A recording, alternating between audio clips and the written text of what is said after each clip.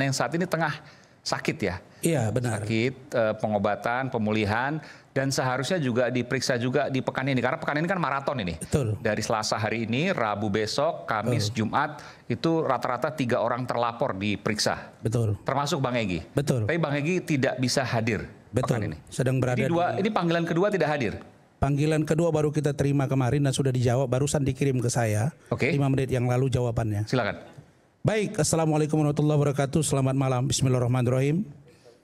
Pertama, saya mengucapkan selamat atas terpilihnya iNews TV menjadi TV berita nomor 1. Oke. Dan saran saya, Bung Aiman, karena acara terutama rakyat bersuara sudah sangat diminati oleh puluhan juta. Termasuk malam ini ada Faisal Ramadan, ada Sadam yang mereka nobar.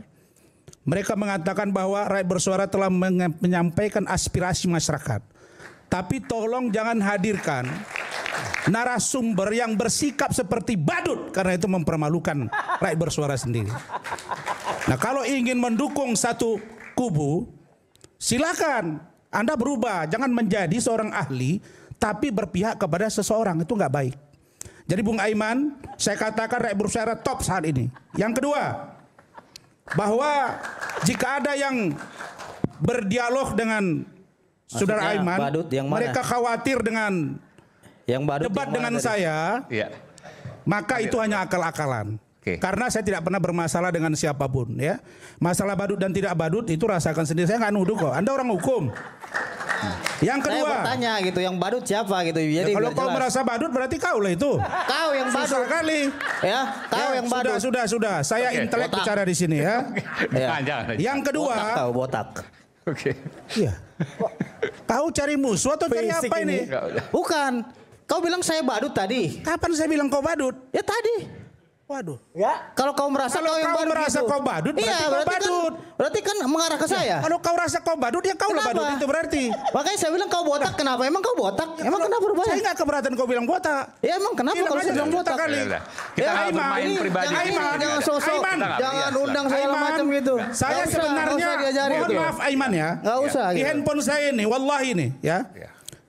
Mohon maaf ya, saya nggak pernah bicara tentang Fitra ini. Kita tidak berbicara fisik ya. Tapi anak ini sesungguhnya bersikap seperti sok jago. Bukan, siapa yang sok jago? Jadi saya kira kau aja yang merasa gitu, orang biasa aja. Kau bukan siapa-siapa. Nggak usah cerita lah, nggak usah cerita. Nggak usah cerita sok jago segala macam. Kita sama-sama pengacara gitu. Bro.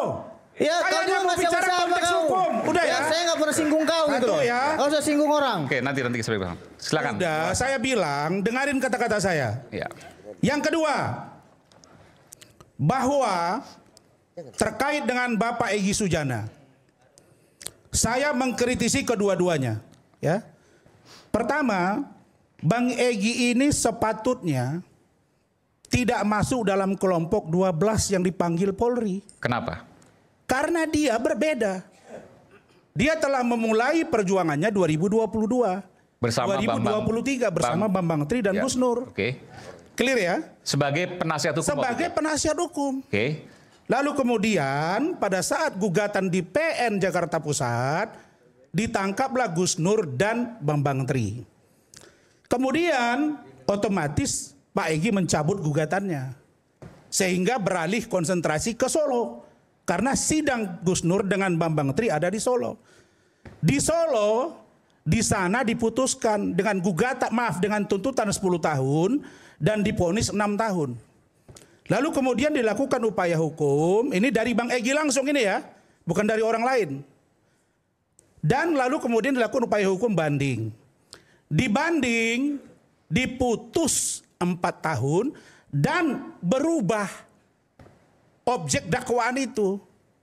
Yang tadinya pasal 14-15 menjadi konsentrasi di pasal 28 Undang-Undang ITE.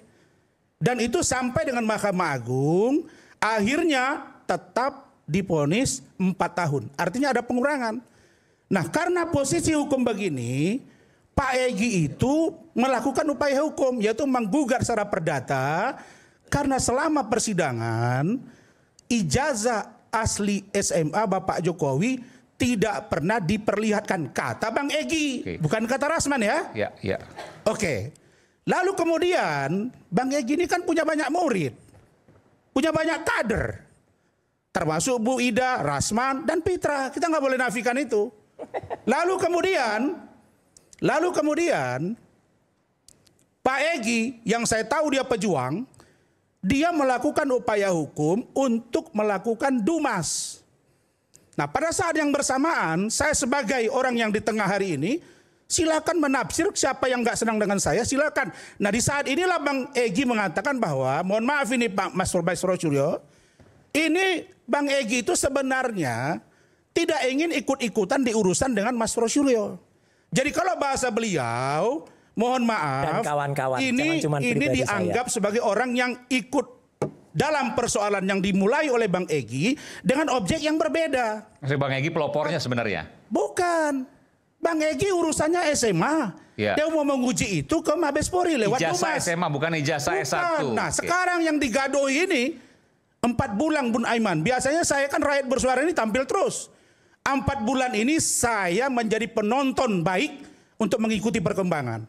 Nah, karena itu maka saya ingin katakan, kalau persoalan Bang Egy Sujana sesungguhnya urusan ijazah SMA dan pernyataan dari Bapak Otto Hasibuan selaku kuasa hukum dari Bapak Joko Widodo menyatakan bahwa mereka menang dan Bang Egy yang kalah. Dalam hal ini kuasa hukum, dalam hal ini kliennya yaitu Gus Nur dan Saudara Bambang Tri. Tapi di versi Pak Egy beliau mengatakan bahwa mereka menang.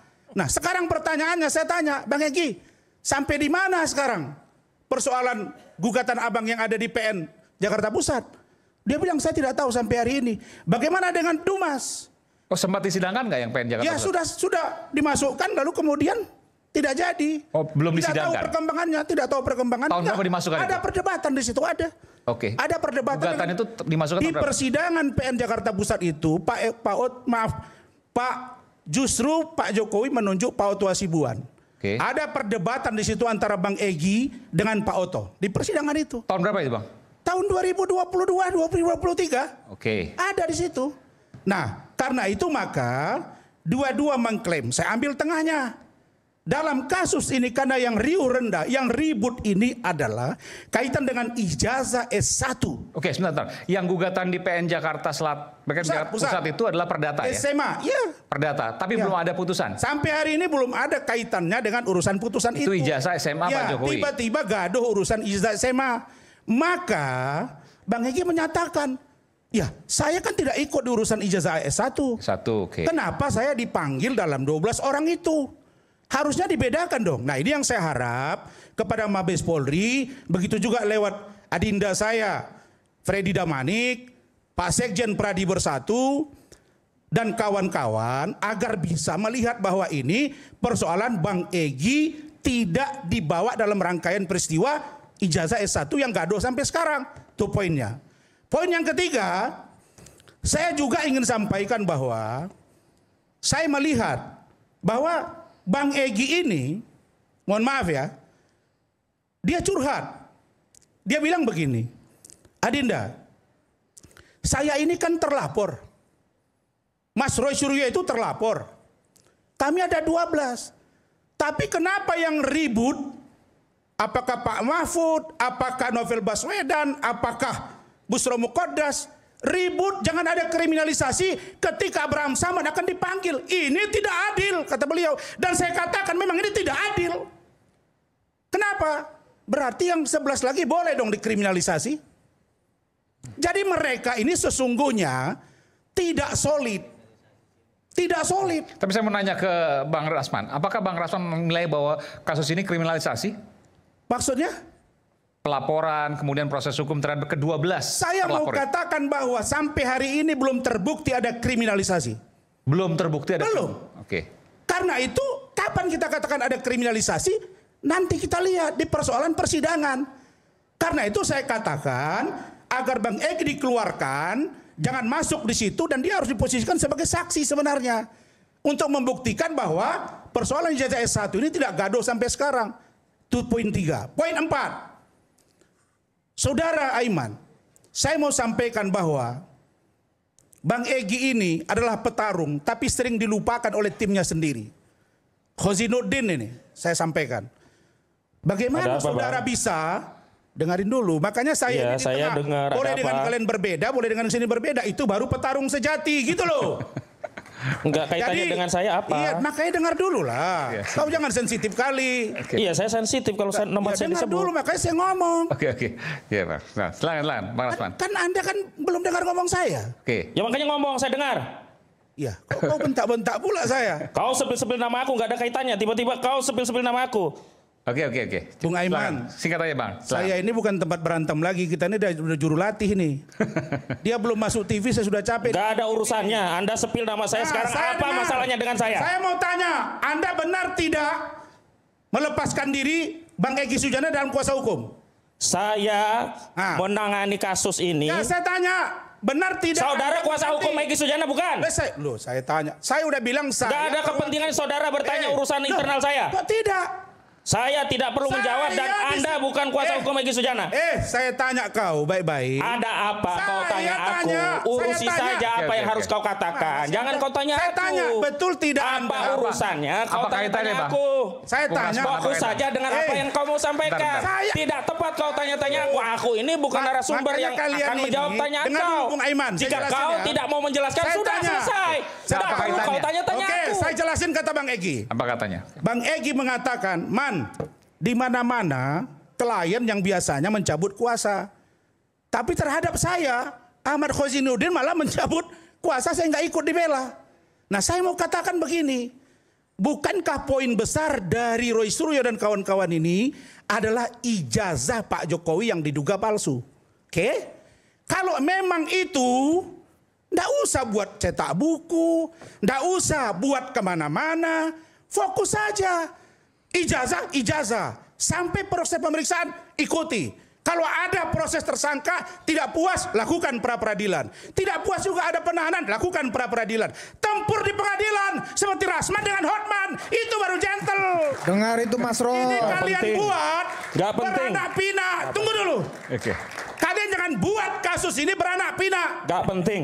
Kenapa tidak penting? Emang kau aja warga negara ini? Silahkan, bagi saya gak penting. Bagi saya, Bung Aiman. Tidak penting bagi saya. Bagi saya adalah kalau memang mereka mau mengejar kepastian hukum, datang ke polisi, hadapi pemeriksaan sampai di pengadilan. Kalau hakim tidak adil, lawan. Seperti Rasman melawan hakim. Kau nggak usah ngajari orang lain beracara. Jadi, kau fokus saja kerjaan kau. Kau kok sibuk kali kau? Singkat, Kau pun sibuk kali ngajari aku kerja. Kan gua ajari kau. Kau siapa kau di sini? Baik, oke. Oke, baik. Aduh, Pak, makanya orang bilang saya biasa untuk bicara lembut, itulah pemain, bos. Keras saja, nggak Kau apa-apa. bisa Nggak bicara ada nggak masalah. senang, Kau bicara kiri keras nggak ada kanan tidak masalah. senang. Oke. Jadi gini, jadi bagi saya yang penting adalah tolong agar yang pro Pak Jokowi mempersiapkan data yang kuat. Karena orang juga nanya, ini yang selalu tampil di Rakyat Bersuara ini kok bukan pengacara Pak Jokowi? Legal standingnya mana? Nah itu. Ada pelapor. Sehingga orang menganggap, wah ini udah kepentingan apa nih, rating atau apa? Tapi saya percaya Aiman tidak begitu orangnya. Nah karena itu. Bung Ade itu pelapor. Ya betul. Beberapa kali pengacara Pak Jokowi juga hadir, kan ganti-gantian. Saya harus selalu setuju ada. Adindaku. Ya. Cuma kan saya ngomong tadi, supaya Rakyat Bersuara benar-benar tampil, tolong. Agar kubu yang pro Pak Jokowi, agar kubu yang sedang mencari kepalsuan ijazah Pak Jokowi, ayo kalian tempur di pengadilan. Bukan di Rakyat Bersuara tiap minggu, capek rakyat ini. Itu dari saya, terima kasih. Satu aja sedikit Bang Aiman, karena tadi saya disebut